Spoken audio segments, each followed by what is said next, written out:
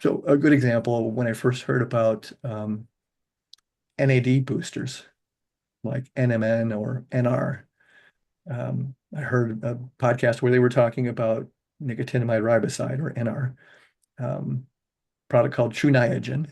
And they were talking about the science and how, it can help with the rate limiting factor. As we get older, we're not producing enough of these precursors to help generate NAD, which is again a precursor to generating ATP, or the energy in our cells, the energy that fuels our bodies. And I thought, that might be worth a try. It sounds like BS, but I'll order it. Let's see what happens. What's the worst that can happen? I can waste some money for a few months and nothing, and okay, I'll stop using it. I'd noticed at the time I was doing I'm still doing P90X as a workout, but I'd noticed at that period in time, which was a few years ago, that it was taking me longer than an hour to get through an hour, P90X workout. It's on DVD. And so I thought, well, I'm getting older, maybe that's just life. But I didn't like that as an answer. So again, that was another thing in the back of my mind. I thought, well, maybe that's an issue that I'm having. Maybe I'm just not producing enough NAD. We'll see. But I think this is BS. So I started taking the product, and I expected to feel something, just going about my everyday life. Felt absolutely nothing. I'm thinking, okay, this was a bust. This was kind of a waste. Until I did my next P90X workout, and I was amazed. I had so much energy. I got through the hour workout in the hour, and I was still like full of energy. And so just for the heck of it, I did another P90X 1 hour workout. We're talking like these are really extreme workouts. I did another one immediately after that just to see how much energy I still had left in the tank. And I was fine. I had enough energy to get through the second one. I thought, whoa, the only thing that I'm doing different is this NR supplement. And I've been taking it ever since. And I've not had the problem that I was encountering prior to taking it. So it made a huge difference for me.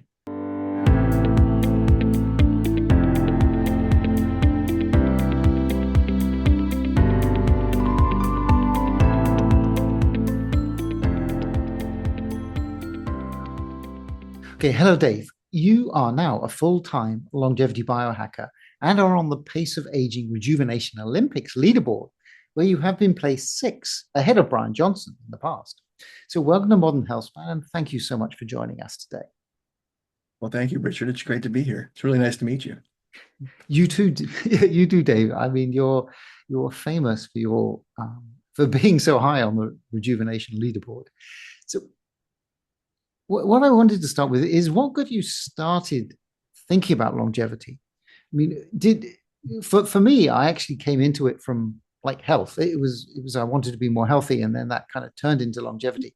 How did it work for you? Hmm. Probably the same. I mean, I watched my parents as I was growing up. They didn't eat right. They didn't exercise. They smoked. They drank. And I watched a lot of other older people who were aging much more gracefully, should I say, who didn't do those things. And so I think I learned from my parents what not to do, basically. Um, and so I was always, yeah, so that was always on my mind about aging better, not making the same mistakes from previous generations. And well, in doing that, I thought I was doing everything right until, one day I heard about a thing called telomeres, and I took a little test for telomeres, and I was really surprised to find that my telomeres were not good. I was 50 at the time, and my telomeres were the age of a 68-year-old. And that scared me because I thought, well, okay, here I thought I was doing everything correctly. What is it that I'm missing? What am I doing wrong? And that's what got me to take a deep dive into longevity and epigenetics, which I mean was a whole new term for me. I'd never heard of it before. Yeah, and so that really started me on this journey that I'm on today. Interesting. Yeah, I guess it was similar for me. Yeah. Although I didn't take I didn't take a test, but I did find that a lot of what I thought was right was not. Yeah. And that's definitely still true. Well, maybe No, it less is true still now. true. Yes. They say about 50% of what we think we know is still wrong. So Yes. I mean, it keeps changing, right? Telomeres were a big thing when you went back, when you probably when you first did them, but they are far less, well, they're viewed less as a precise biomarker now, I think. yeah, they're coming back around because they fell out of popularity or favor, if you will. But there's people now that are starting to say, yeah, those still are important. So we really shouldn't be brushing those aside. So depends on who you listen to. That is true. Well, we talked to Bill Andrews, and he said, of course, that they were the most important things. Exactly. Dr. Bill Yes. Andrews. You took the pace of aging test. So when did you first take that, and what made you take the pace of aging test particularly?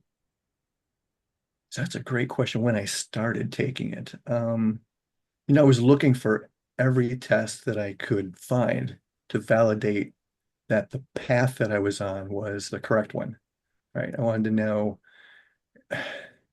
anything, right? Any test that could tell me, like, blood tests, urine tests, telomere tests, epigenetic age tests, just anything I could find that would tell me, am I doing the right things? Am I on the right track? And I think I found True Diagnostic in, I want to say, I could be wrong on this date, but I want to say around 2020, maybe 2021. I don't, I'd have to go back and look at my records, but to my recollection, that's about right. And so was on my third epigenetic age test with them when I found out that there was even a competition. So I'd gotten an email from them and I thought, oh, they're just some marketing stuff. And I looked at it and I'm like, oh, cool. There's a competition. And wow, there's a kind of like a billionaire guy that's sponsoring this and he's number one. Like, wow, that's pretty awesome. And I'm looking at his score and I'm thinking, wait a minute, that kind of looks like mine. So I pulled out my results and I'm looking at it. I'm like, wait, can this be right? Am I actually beating this billionaire? So I'm thinking, no, I'm probably misinterpreting this. There's no way I could be beating this guy. So I submitted my results thinking that at some point somebody's going to come back and say, no, you're misinterpreting this, or maybe actually was beating the billionaire. And since it was, his competition, was I going to be allowed to beat the billionaire? Were they going to be open and honest about it? And to their credit, about a month and a half later, they updated the leaderboard, and Brian moved down from number one to number seven, and I was number six ahead of him. I had a Interesting. pace at 0.66. I think he was 0.68 at the time. Right.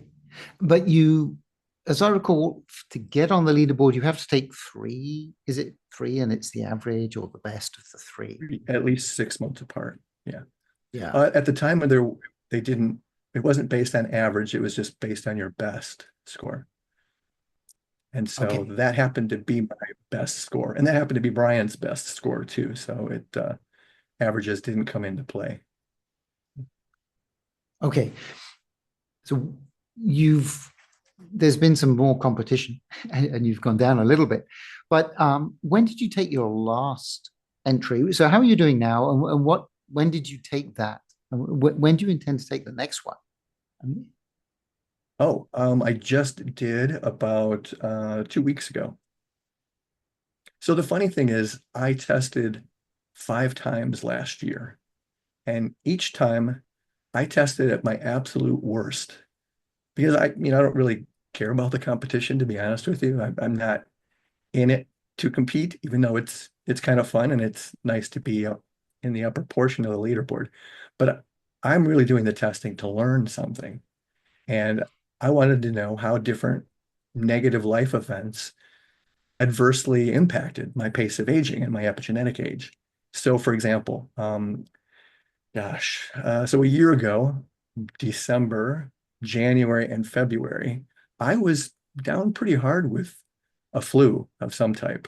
I mean, I'd really run myself down, and a terrible habit of pushing myself to the limit, running myself to the brink, and then succumbing to some sort of virus or infection, and then, then I'm down hard for a while. You think at my age I would learn better by now, and hopefully I have now, and I'm not going to make that mistake anymore. But yeah, so I tested in February of last year. That was my first test because I wanted to see how badly being sick had impacted me. And my pace of aging did. It went up. It was like 0.72 or something like that. And then in April, May timeframe, I went to Italy for 30 days. And during that time, I didn't sleep very well. We were staying in, Airbnbs, and they tended to be kind of moldy. And I didn't get a lot of sleep, traveling. We weren't really traveling in the lap of luxury. I was traveling with a backpack. And so all of my stuff for the 30 days I had to carry on me most of the time. Wasn't smart, but it's what we did. And so it was very grueling physically. Also, I usually eat extremely low carb. I don't do any caffeine and I don't do any sugar. But while I was in Italy, when in Rome, do like the Romans do, right? I ate the pizza and the pasta. So it was very, very high carb. I would then get what I used to get when I ate like that. I would get those, where you get the highs coming up and then you start to get the crash, the carb crash. And then what most people seem to do there is, do a double espresso or a cafe doppio, right? And so then you get all hopped up again on the caffeine and you just keep riding that wave. Every time you get dipped down, you just go get another double espresso. And of course, you can't just have a double espresso and, not eat a cornetto with cream, right? So you have to have the pastry to go along with it. So, and then of course the gelatos and all that. So I tested again after I came back from Italy because I wanted to see what 30 days on a completely different diet with a totally terrible, sleep hygiene would have done to me. And yeah, again, I think that brought me up to like a zero point 0.8 something. And then, gosh, I think it was probably around July. I put myself through a period of very, very high psychological and physical stress. There was a film crew that came out from LA. They wanted to record me doing all of my routines for YouTube. And my house had just gone through a bunch of, I was going to say rejuvenation, but a lot of repair, basically. Um, and the place was still a mess. I still had, construction dust around. I didn't know what the cameras were going to pick up. So I went through the deepest deep clean of my house ever, inside, outside, getting ready for these guys. And I was also working in my attic at the time too. So I was trying to move old insulation and replace new insulation. So, I mean, I was working like from the moment I would wake up to the time I would go to bed, and I was just go, go, go, go. I had a to-do list and I was just stressing through everything. And I was kind of a mess and I knew it. And I wanted to see what exactly that stress would do to my pace of aging. So again, I took another test, and I think that really destroyed my pace of aging. I think that was a zero point 0.9. And then I ended up getting COVID in October. And so I tested again after that. That was still only a I think that was about a zero point 0.8 or 0.78, somewhere around there. So it was bad, but it wasn't as horrible as the stress actually was. And so all of those things together averaged up as far as the competition goes. And so it brought my ranking down on the leaderboard to number 25, which I laugh about today because even at my absolute worst, I'm still ranked number 25 on the leaderboard. And so now this year, I'm only going to be testing at my best because I want to climb back up the ranks and see how high I can go. So you said you just took one. Is that the one that's on the board now, or is it not still in No, process? I won't have the results back from that for probably a few more weeks at least. So you don't know either what your I don't current, know either. That's correct. Yeah. but you consider yourself to be in a good state right now. Um, Is that right? recovering, recovering Recovering. good state. Yeah. There were, the holidays and all were still, they were there. life gets in the way sometimes. So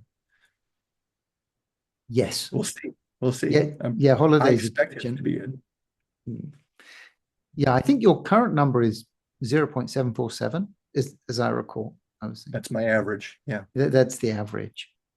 That's the average of everything or the average of the last three?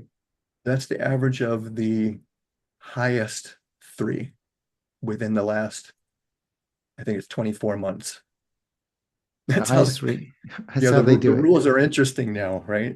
The rules Yeah. changed up a little bit. And there's many of us that think that was on purpose, like maybe for Brian's favor, because, Brian can afford to take this test as many times as he wants, right? Because he's got the money to do that. You've got people like Julie Gibson Clark, who was kicking his butt and my butt. I mean, she had a 0.65 at the time.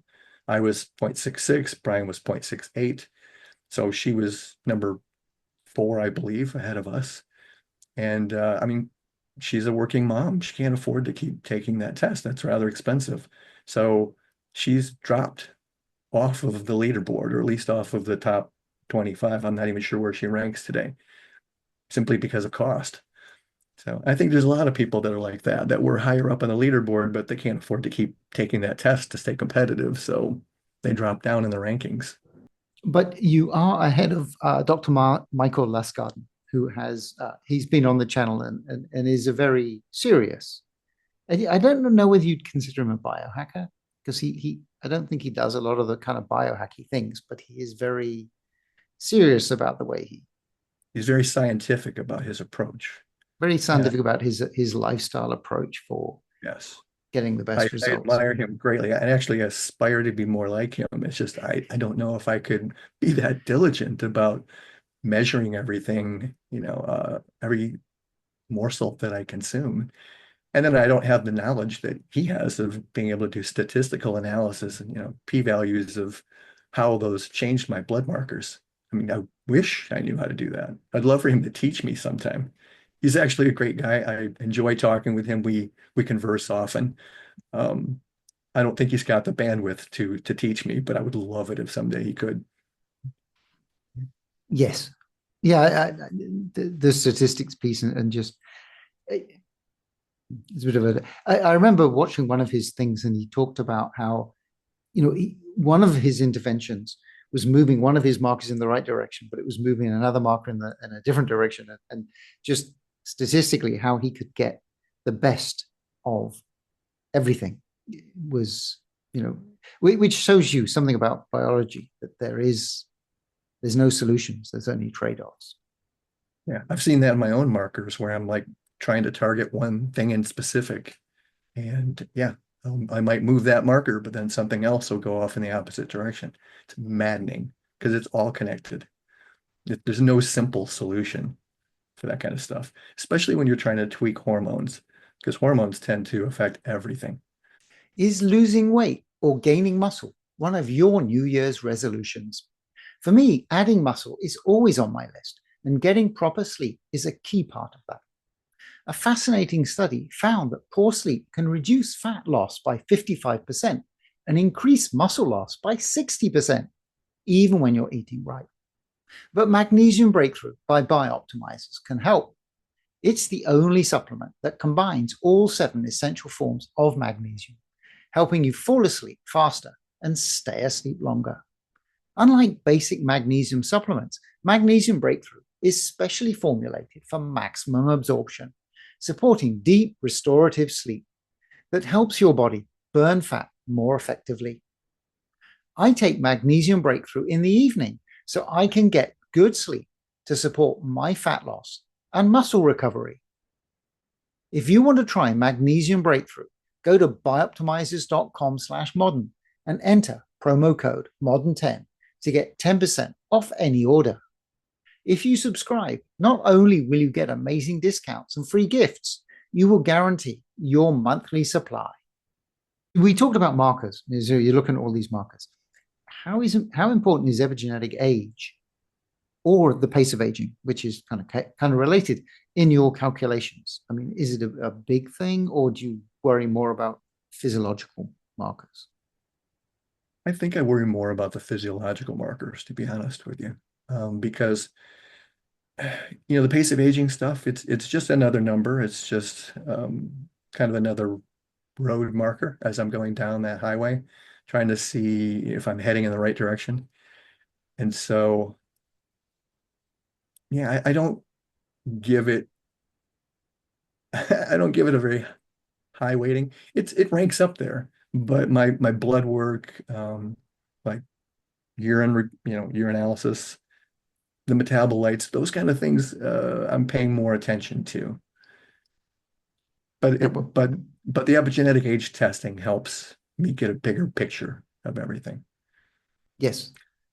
To give you an Um, example mm, of how, but I do pay attention to it because Ryan Smith, you know Ryan, right? If you mm. met Ryan from True Diagnostic, No, okay. no, I have not met him. He's the founder and CEO of True Diagnostic, a great guy, like probably the best guy in the world. Um, Talking with him at various conferences. The last one I ran into him was at A4M, and we talked about I would like to see my raw data, my raw epigenetic data, not just the report, but actually the raw data, like all of the markers that they use to be able to come up with their calculations for the aging of all the different organs and such. And he's like, yeah, absolutely, I can get you that. And so he sent me some data and we did a Zoom call and then I like really dove into the data, but I couldn't make a lot of sense of it. And then he realized that what got sent to me was put together by somebody else that he forwarded on, and it wasn't quite what he was expecting to send to me. So he got together their I guess it was, I don't even know how you would refer to it. It's the assay results of the testing that they do for for the genes and sent me the entire thing. It's an Illumina assay. So I downloaded the Genome Studio software that can generally input that data so that I could get a more broader picture of that. But I couldn't get it to load and it was driving me crazy. And so we got on a Zoom call and I explained to him what I was trying to do. And he's like, oh, yeah, no, that's not going to work. And I felt kind of dumb, because he knows how all this stuff works. And I'm really just a beginner, but I tend to deep dive into things just like I did when I was, doing computer stuff, and was deep into, analyzing software, optimizing operating systems, performance tuning applications, performance tuning databases. I would read the manuals from front to back, which most people don't do. I would, dive into the actual hardware. I would get into the software. I would contact the developers and, talk with them about how it was actually designed. I mean, I was a total geek when it come to that stuff. So naturally, I threw myself into this epigenetics exactly the same way. And so when Ryan gave me this report, I started looking at the data that was in it, and it wasn't making any sense to me because this was epigenetic proxies, not so for example, some of the data would correspond to blood work. It would be the same like liver and kidney markers, AST, ALT, ALP, um, all of the various blood markers, but the ranges are totally different. They're not the same as like say the reference ranges for blood work or for urine work because these are epigenetic proxies. So the numbers are vastly different. And I couldn't make heads or tails out of are these good numbers? Are they bad numbers? And so I asked Ryan so many questions that I think I overwhelmed him with like, I think he was thinking I was just going to be the average consumer who wasn't going to try to understand all this stuff. He was going to give me the numbers and be, polite and say, well, here you go. And I'm going to be like, okay, I don't get this. I'll just shut up and go away. But instead, I bugged the heck out of him with questions and yeah, I think I drove him away. So I feel bad that, yeah, I think Brian was like kind of gave up on me because it was just too much. But that's the kind of way I like to dig into the data. I like to understand the data. So there was like tons of metabolites in there that I'd never heard of before. So I referenced the Human Metabolites database, which is out there on the internet, and looked up every single one of them to figure out exactly what they were, how they worked, why they were important, you know, try to figure out why they were even being looked at for the pace of aging and epigenetic age tests.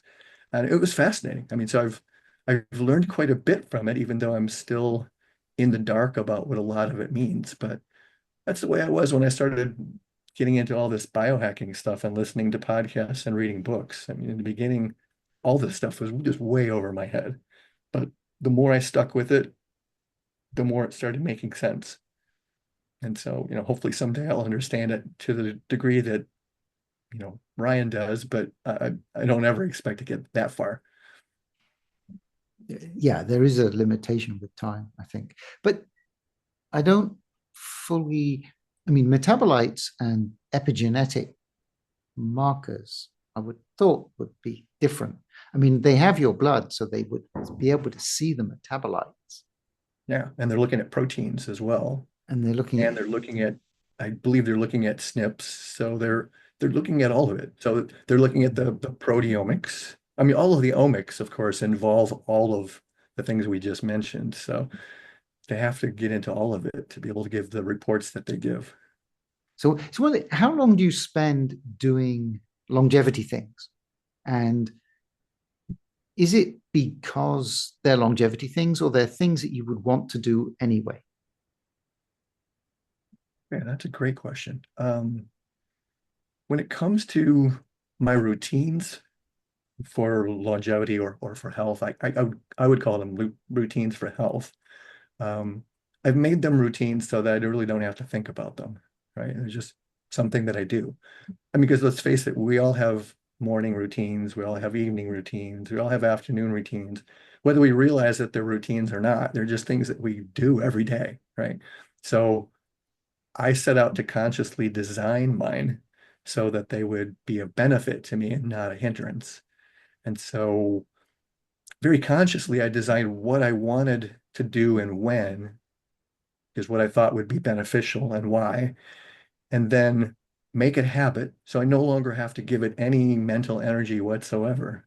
It's just what I do. And now my mind and brain is freed up to look at other things and give that my thought process. And then if I can, incorporate those or see where there might be things that could fill in where I might have a gap in my current routines or current protocol, if you will, then I look to including those things into the protocol, into the routines. And many times I have, other times there's things that I think, wow, that would be fantastic, but yet I still haven't found a way to actually work it into my daily life yet, which is frustrating. So I'm still working on that. Right. So as an extension kind of that thought, what do you what do you look at when you're deciding you want to try an intervention? Preclinical data, clinical data, anecdotal, other pricing? Well, pricing obviously is Yeah. relevant. But yeah, All of the how do you above, decide? all of the above, but I think I have to be honest, I have to admit that anecdotal data probably gets my attention first, just because I might hear about an intervention from, a podcast or reading it from a book. And then I'll think, that sounds interesting. And then I start digging in more into the data and start looking at the clinical or the preclinical, like whatever information I can find out about it, like scouring PubMed or just I have different research AIs, I guess you could call it, that I'm utilizing. There's Semantic Scholar and Research Rabbit that go out and scour literature for the latest in whatever I'm looking for. And so I usually target things like in longevity science. So I might have it look for keywords like like telomeres or mitochondria longevity, anti-aging, geroscience, those keywords I'll have it look for. And then, it daily will give me an email of all of the new research publications that have been, articles that have been published on those topics. And then I run that through yet another AI that will, it basically reads all those articles for me, summarizes them, and gets rid of any duplications, and then gives me a report. And so then I look at this report daily and find things that are new that I may not have heard of on a podcast or read in a book yet, because it's brand new published stuff. And then I keep my eye on it because it's not something that's really available to the public yet, but it's out there and it's coming on the horizon. So, I mean, things like that.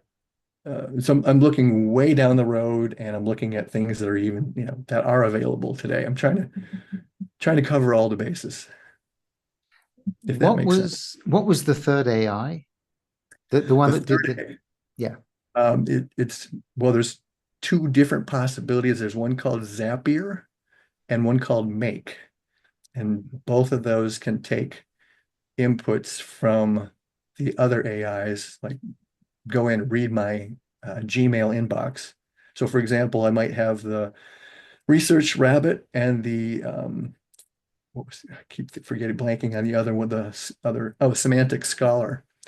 They will send me emails, but I'll have those go to a very specific folder within Gmail, so it doesn't clutter up my inbox. It goes to a folder that I don't see, and then Zapier or Make will go and look specifically at that folder, which is all the research data, and it'll give me the reports based on that. So this is all new stuff to me too. I've just, well, actually, AI has pretty much taught me these things. I've been using a lot of ChatGPT, and so you can ask ChatGPT just about anything, and it'll tell you what's possible out there in the world, and it'll tell you how to set it up. And so ChatGPT taught me how to do the Research Rabbit and the Semantic Scholar, and how to use Zapier. And yeah, it's been fascinating so far. Do you subscribe to the journals, or it only gets like the open access ones? So I don't subscribe, but it's interesting that in many cases you can get the journals for free if you were part of a university or a research lab. And so the interesting thing is you can sign up for a guest email account at most universities. And so I've done this. And so I use my credentials, my guest credentials for, like, in my case, I live in Michigan, so I have guest credentials for the University of Michigan and for Michigan State University. And I'll use those credentials to log into those publications to be able to get the access. So there's ways around everything if you're determined enough. Okay, so if we looked at your macro level kind of protocol, right? So, I mean, I would think like diet, exercise, sleep.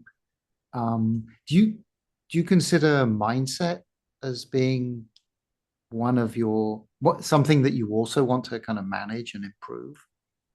It's interesting. I think you're the first person to actually pick up on that, because I've never mentioned it at any other podcast really, and I don't think any other host has brought it up. And I don't think I call it out specifically on my website, even though um, if you look at my website, mindset is very much a part of everything that I do. So, for example, not stressing out over things, because as I saw through my testing, that if I stress myself out, it really does make a big difference to my epigenetic age and pace of aging. So physiological, mental stress, emotional stress, all of that affects us in a big way biologically. And so, yeah, my mindset is to try not to get too flustered over things.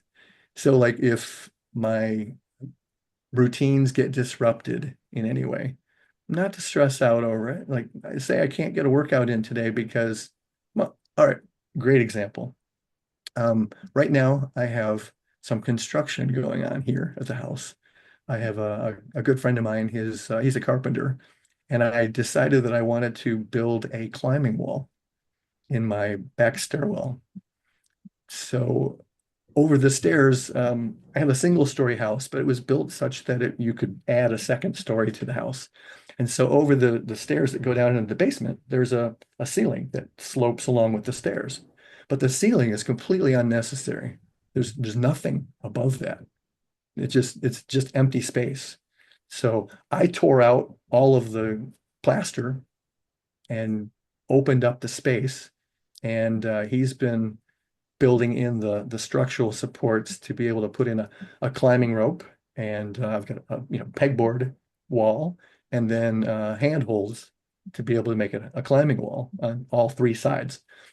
And his original estimate was 3 days. I'm thinking, okay, great. I can handle not going into my basement for 3 days because I knew I was going to have to plastic off the basement and plastic off the kitchen so that all this plastered dust and construction dust doesn't just go everywhere all over my house.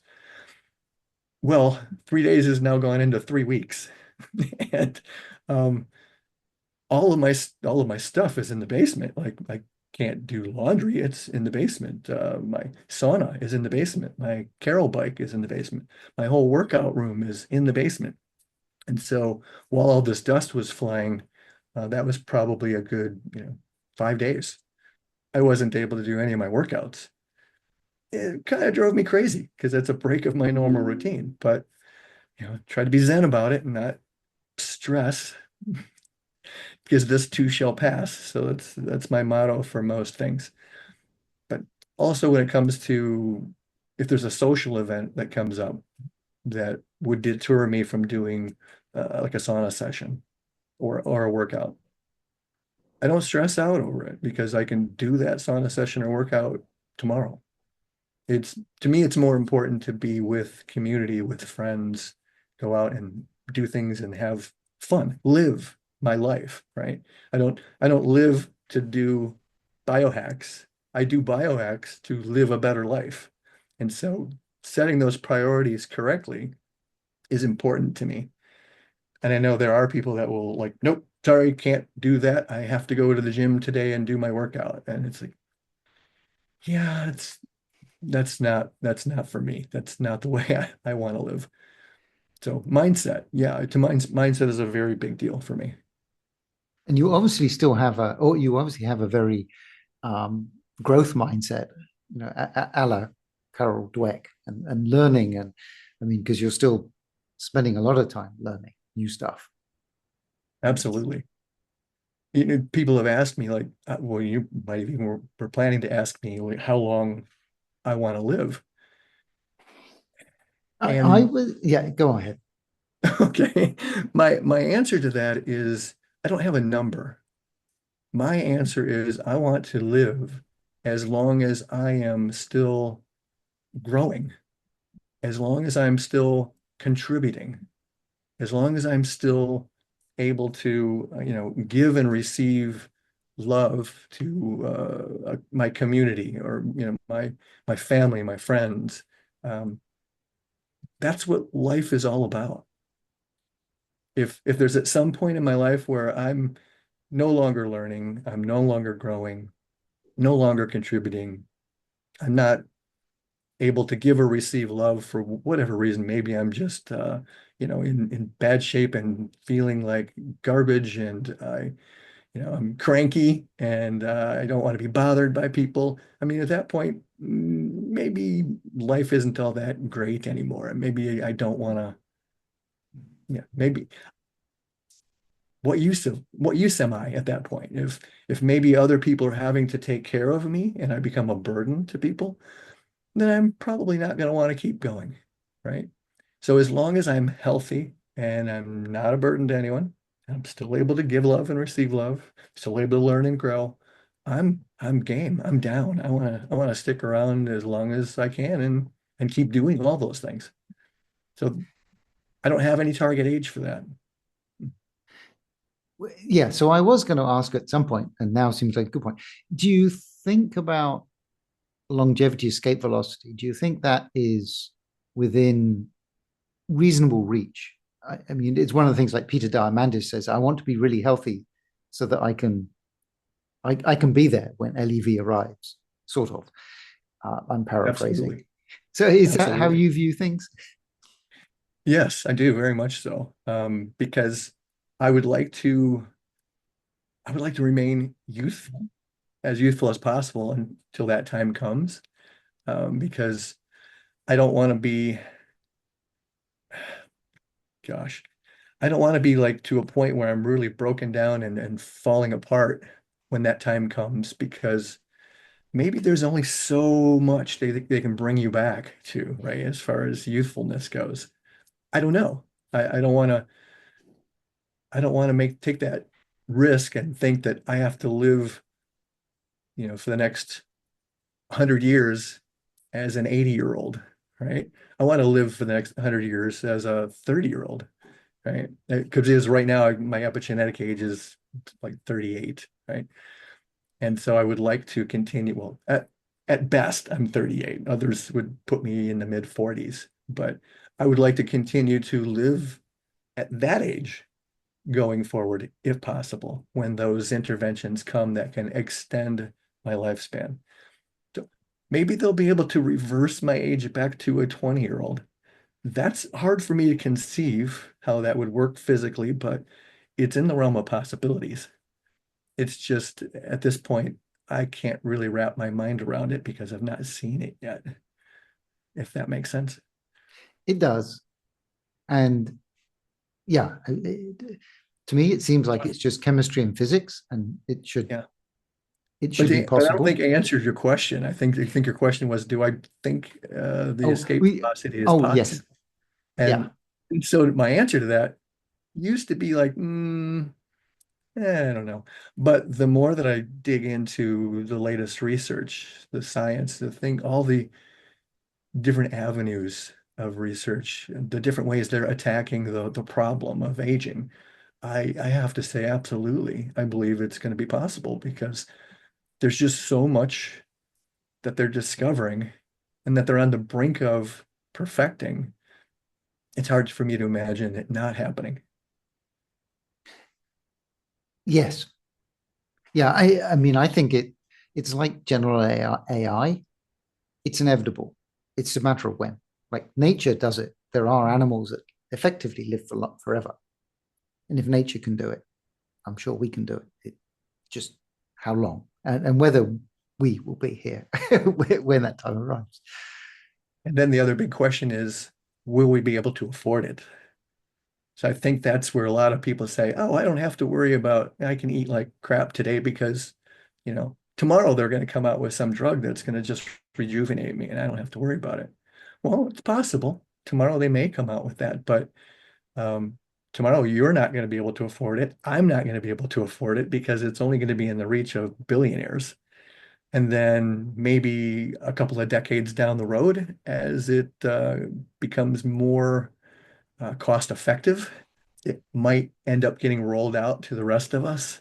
But a couple of decades from now might be a little too late for some of us. So you don't want to not take care of yourself now, thinking that that's just going to come tomorrow and save you. Yeah, It's not a safe bet. no, it isn't. And I'm absolutely with you there. Do look after yourself the best you can at the moment. Do not assume that something in the future is going to fix it because it may or it may not. And one more thing I want to say to that, I have to laugh at people who say, "Oh, I'm going to live to 180. Oh, I'm going to live to 190." Where are they coming up with these numbers from? Assuming that the technology does come to help us live past 120, then why are you picking 150 or 180? Because you could just keep going at that point. Why limit yourself to that number? But also, it's like saying, I'm going to be a billionaire as long as somebody somewhere down the road gives me $1 billion. right? Because that's really what we're saying when we're saying I'm going to live to be 180, not because of anything I'm doing.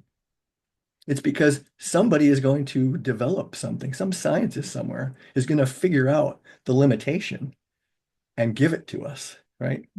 Some scientist, AI, whatever it is. So bragging that you're going to do something that requires someone else to do all the work is annoying to me when people do that. So sure, I'm going to be a billionaire as long as some billionaire someday hands me $1 billion. That is true. And yeah, I certainly, I just, I have no number. I don't even, actually, I don't even think about it. The goal is just to stay as healthy as possible for the moment, and we'll see. Exactly. Yeah. Okay, so that was mindset, actually, which, which for me is also such a big thing. I mean, if you don't have the mindset, then it's kind of nothing else works. But if we touch on your diet, you said mostly low carb, right? And I mean, how else would you kind of characterize your diet? Well, I've actually actually had to add some carbs back into my diet because I'm much too lean, and for my rate of physical activity, I will tend to burn muscle if I don't, include some carbs. So, I'll have to include rice and sweet potatoes and things like that, to give myself some carbs back again. Um, but I'm sorry, what was your question? Because So, how would I you jumped. characterize your diet? I mean, what are the at a high level?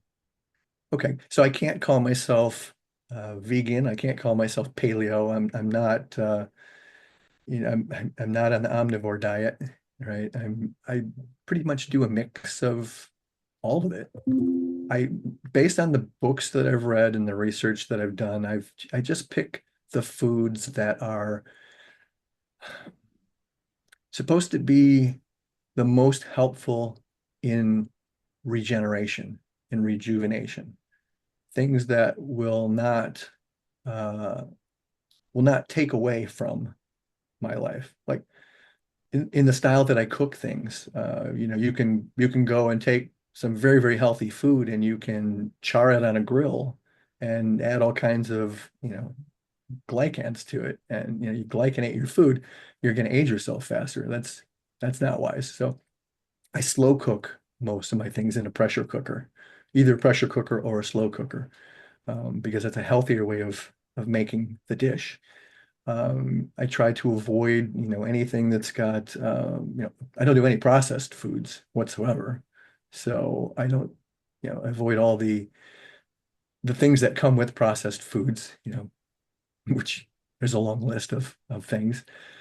Um, I still think I'm not answering your question. Well, no, I think that's good. I mean, that's fine. I mean, it's on your website if people kind of want to look, Yeah. and yeah, there's a long list of things that you avoid. I wouldn't know how to classify my eating style other than I'm just trying to pick the best foods that I can, the healthiest, and preparing them in the healthiest way and not muck them up in some other manner. And it's kind of mixed, kind Yeah, of it's close very to mixed. Mediterranean. Although because Mediterranean is so Yeah. waffly that um, True. I do lots of seafood. I do lots of, salmon and mackerel, um, oysters, um, sardines. I do lots of those. And mainly it's both out because they're healthy and because I'm lazy, because I can buy those in a can and I can open those up and they're minimally processed. And so they're very simple for me to eat just right out of the can because again, like I said, I'm lazy. So it's a quick and easy meal. I can even take it with me if I need to when I travel. yeah. So we could touch on supplements now as well. I mean, roughly how many supplements do you take? A lot. Um, I think at last count on my website, it was about 170 different, well, about 170 pills or tablets. I think that was about 130 different supplements altogether. But number's changed a little because I'm now experimenting with other things that are not on my website yet because I haven't really finalized like what the protocol would be. For example, I'm now looking at things for brain health.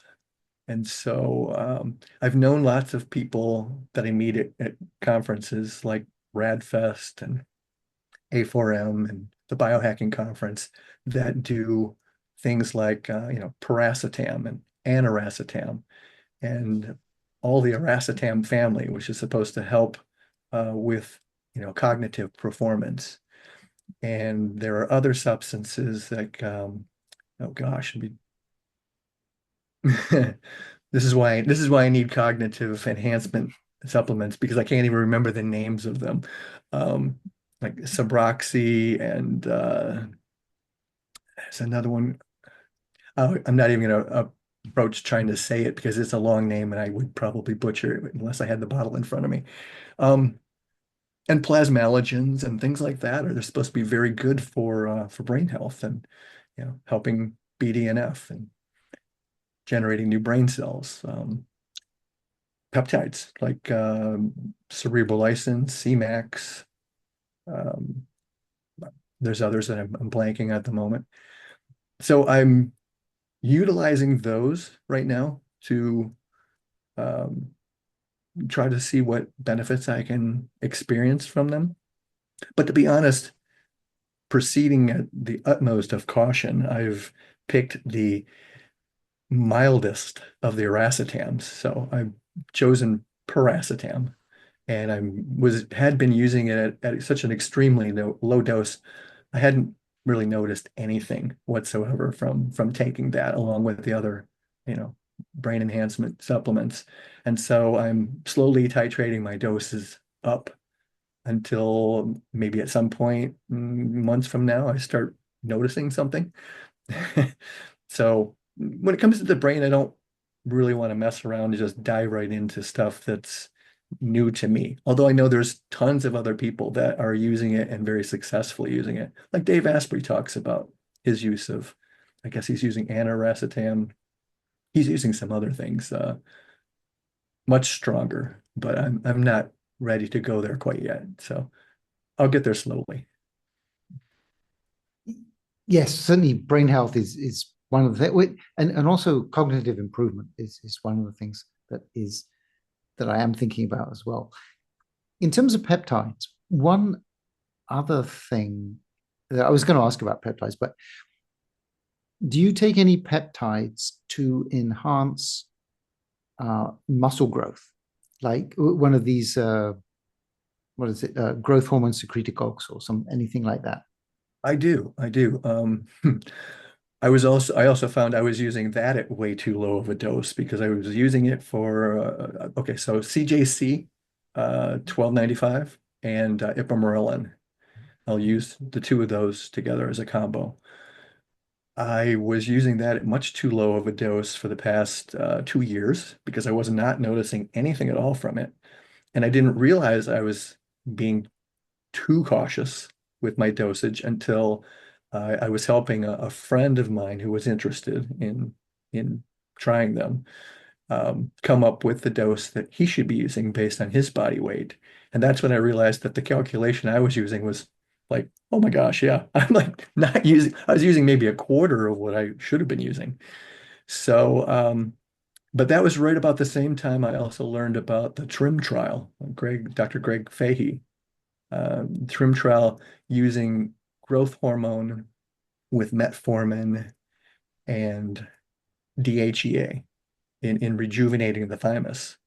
So his science on that, which is called the TRIIM trial, um, hopefully I'm not calling it by the wrong name. I've made mistakes on other podcasts with things, and I've been horrified after I watched myself later and No, said, "Oh my gosh, no, that was wrong." No, but I'm pretty sure it's the TRIIM yeah, trial. yeah. Dr. Fay is the Trim X now, but yeah, Yeah, that's yeah. his. Yeah.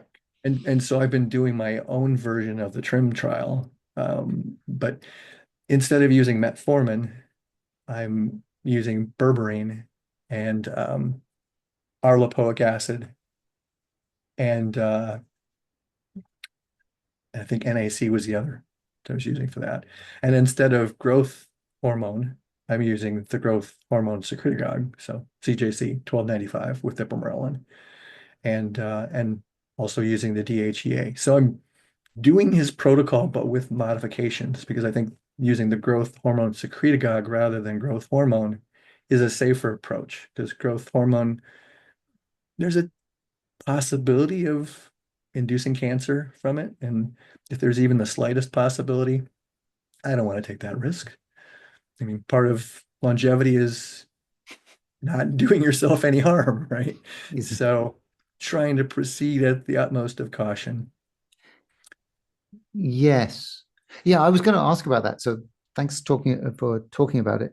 Um, Yeah. I, The I two mean, I connected just because I'm using the same, peptide for the dual purposes. right. And I mean, I know Doctor. I've talked to Doctor Fay. I mean, we interviewed him. You know, he reviews like all of his. They're not patients, right? All of his trial members very carefully. He looks at all of their markers. But I assume you're also looking at all your markers as well. Um, Yeah. so yeah, because it seems quite difficult. I don't suppose you figured any way of looking at whether your thymus is regrowing at all. No. No. No, I've not found any way to determine that. There might be some. Oh, my window shade's just opened. Okay, I hope I'm not too washed out. I have a smart home, so things are on a schedule, and they're also they change based on the lighting outdoors, whether the shades open and close themselves or the lights turn on and off or dim. So things can just happen at random. Sorry. Um, where was I? Oh, yeah, there are probably other tests that I can take of looking at maybe IgG and other immune markers to see if those are changing. And if I had had some good baseline testing, maybe based on that, I could extrapolate to determine that this TRIIM, my own version of the TRIIM trial is modifying those immunoglobulins. Right. Because one of the things it's meant to do is allow you to better generate more T cells, right? Or educated T cells. Um, Yeah.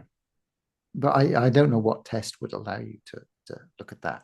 Yeah. Well, some of those are involved in True Diagnostics data. So they're looking at naive killers. They're looking at naive killer cells. They're looking at T cells, B cells. They're pretty much looking at all of that. If I knew how to interpret that data, then that would be helpful. But since I don't, because again, there's our epigenetic proxies. They're not the actual measure. It's even more difficult to tell what it means. Yes. So, like even looking at my telomere lengths from True Diagnostics data is confusing to me. Actually, even looking at measures from telomere measuring companies can be confusing because sometimes the data itself makes no sense. I was using a very well-known lab for a while, but I stopped using them because my last test came back. I was swear it was not even my data because they had my biological age, not my epigenetic. I'm sorry, they had my chronological age as 70, and my biological age was 77. And I'm like, wait a minute. I'm only 60. Well, I was 61 at the time. I'm like, this can't be my sample because my biological age is not 70. And none of the other data in it made any sense to me. Of course, I contacted them and, protested and couldn't get directed to anybody of any authority that could tell me what was going on with my sample or whether this was actually my sample or not. So frustrating, just frustrating. But anyway, as far as epigenetic proxies go, the data for that can change so wildly from test to test, whereas your real telomere lengths don't change that drastically that quickly. They change much slower. So an epigenetic proxy might tell you how you will fare in the long run if you keep doing whatever it is that you're doing now. This is what your telomeres are going to do. They're either going to keep getting longer or they're going to keep getting shorter. But that number can vary depending on what you're doing right at this moment when you take the test. Yes. I did see that on your supplement list, you had a telomerase activator from Dr. Bill Andrews, which Yes. I had never heard of before. I didn't think there was one of those yet. Yeah, that was the TAM 818. Hmm. And I was also using TA65. So I'm still using the TA65. I've stopped using the TAM 818 because it was incredibly expensive. It was about $800 for a 90-day supply. And that's if you just were using the base version. They had a version that was like double the strength. So it was $1,600 for a 90-day supply. I'm like, geez.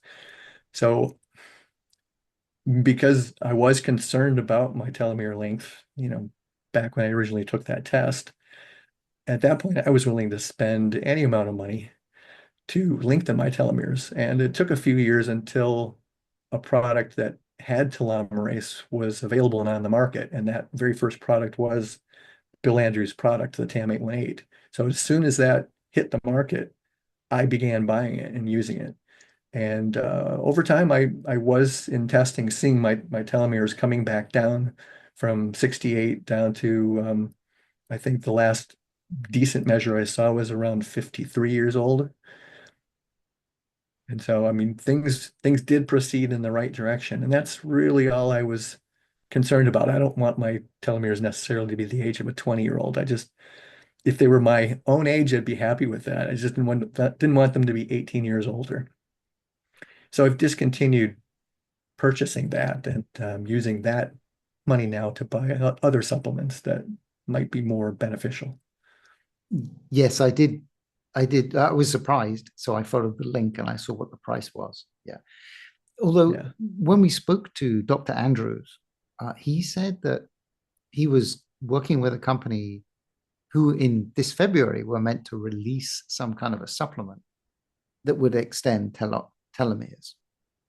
Um, I saw but that. Yeah. yeah, so we'll And at we'll one see. point, it sounded like he was knocking his old product. And I was confused by that because I thought it was his product. So, if he's coming out with a new one that's going to do what his old one was supposed to be doing, I'm confused by that. So I can't wait to see him again this year at RadFest and talk to him and ask him about that. But I will probably try his new product just to see. I take other things that are supposed to help lengthen telomeres, like I think Gatu Cola and certain versions of ashwagandha are supposed to help with telomere lengthening. So I'm taking those, but I would be curious to try his product. I pretty much try everything. I'm a skeptic on everything. And so I usually try things assuming that it's bullshit. Sorry if I you don't mind me saying that on your podcast. Um, and then trying to see, is it really BS or does it actually do something? So a good example, when I first heard about NAD boosters like NMN or NR, I heard a podcast where they were talking about nicotinamide riboside or NR, product called True Niagen, and they were talking about the science and how it can help with the rate limiting factor. As we get older, we're not producing enough of these precursors to help generate NAD, which is again a precursor to generating ATP, or the energy in our cells, the energy that fuels our bodies. And I thought, that might be worth a try. It sounds like BS, but I'll order it. Let's see what happens. What's the worst that can happen? I can waste some money for a few months and like, nothing, and okay, I'll stop using it. I'd noticed at the time I was doing my, I'm still doing P90X as a workout, but I'd noticed at that period in time, which was a few years ago, that it was taking me longer than an hour to get through an hour, P90X workout. It's on DVD. And so I thought, well, I'm getting older, maybe that's just life. But I didn't like that as an answer. So again, that was another thing in the back of my mind. I thought, well, maybe that's an issue that I'm having. Maybe I'm just not producing enough NAD. We'll see. But I think this is BS. So I started taking the product and I expected to feel something, just going about my everyday life. Felt absolutely nothing. I'm thinking, okay, this was a bust. This was kind of a waste. Until I did my next P90X workout and I was amazed. I had so much energy. I got through the hour workout in the hour and I was still like full of energy. And so just for the heck of it, I did another P90X 1 hour workout. We're talking like these are really extreme workouts. I did another one immediately after that just to see how much energy I still had left in the tank. And I was fine. I had enough energy to get through the second one. I thought, whoa, the only thing that I'm doing different is this NR supplement. And I've been taking it ever since. And I've not had the problem that I was encountering prior to taking it. So it made a huge difference for me. That's one of the rare supplements that I've taken that I've noticed something so drastic. Most things are extremely subtle or things that I can't physically perceive at all. But Yes, that was huge. I would be the same. Although when I first took NMN, it it, it certainly gave me. I felt it, but now I don't. But I still take it. So maybe I'm just kind of accustomed to it. Maybe it's dosage. Have you ever done like an NAD test to see like one from Ginfinity? I think Do Not Age has one. Actually, I've taken both of them to see where you are, like as far as your I level. I did take the Ginfinity twice, and it did go up. It was a couple of years ago. I haven't taken it for a while, um, but yeah, so the NAD levels were low, and then they went to a reasonable level after after NMN. I think it was NMN I was taking at the time, liposomal I NMN. have I have a kind of a interesting maybe side story related to that. There was a time last year that I started noticing my energy dipping again. And I thought, well, maybe as I'm aging, I'm going to require an increase in my dosage of NR to keep producing enough of this NAD for my energy levels. And so I took both tests, the Ginfinity and Do Not Age, and both of them came back to say that I was right at the lower end of optimal, but still inoptimal. So I thought, well, all right, that's not the issue. So I wondered, what could it be? Because this is unusual that I'm suddenly feeling this lack of energy. And so I did a SpectraCell micronutrient test, and I was really surprised to see that I was deficient in some B vitamins, which baffled me because I supplement B vitamins. So how can I be deficient in something that I'm should be getting through my diet and I'm supplementing in? But yet I was. Um, and so I mean that led me on a rabbit hole like, okay, so how can I be deficient in something that I know I'm getting plenty of? Well, I must be taking or consuming something that's either um, interfering with my ability to absorb the B vitamins. It might be blocking receptors that the B vitamins would typically, dock to. I I don't know. So with the use of AI, asking Chat GPT, it was fun because I could point it to my website and say, here's all my supplements and the dosages that I'm taking them in. Tell me what in here could be interfering with my ability to absorb B vitamins. And so it did an analysis and it came back to tell me that, polyphenols and certain tannins are known to block absorption of B vitamins. And I thought, well, that's interesting because one of the big things that I'm consuming is my morning tea. My morning tea, I brew like the super strong tea. I have I have, yeah, black tea, I have green tea, I have oolong, I have Emperor's Pu'er. I mean, like every brand of healthy tea I have in my tea maker. And so I make a big batch of it, if for I make it, every Sunday for the week. And I add lemon to that and, a sprig of rosemary and some mint, just like to give flavoring. And I drink that every morning. And I had realized in my blood work prior that that was an issue because my ferritin was super, super low. And I learned that tea can impact your ability to absorb iron. So I had backed off my usage of the tea bags and made my tea, you know, less strong, less strong, less strong until my ferritin levels came back. And I thought, okay, problem resolved. But now I was thinking, well, maybe the tea is messing with my B vitamin absorption. So I took the tea completely out of my morning routine. Now I'm just drinking water with lemon and the sprig of mint and rosemary. Um, and B vitamin problem gone. So it's weird that something that's extremely healthy for you in maybe dosages that might be too much or maybe not even dosages that might be too much. They can all interact with each other and have unintended effects. And if you're not measuring these things, you'd have no way of ever knowing that they were occurring. Yeah, that is definitely a cautionary tale. And yeah, I mean, I think like we were talking about, you can change one thing and it can have negative effects on other things, even though it's having positive effects on the thing that you wanted it to work for. Right.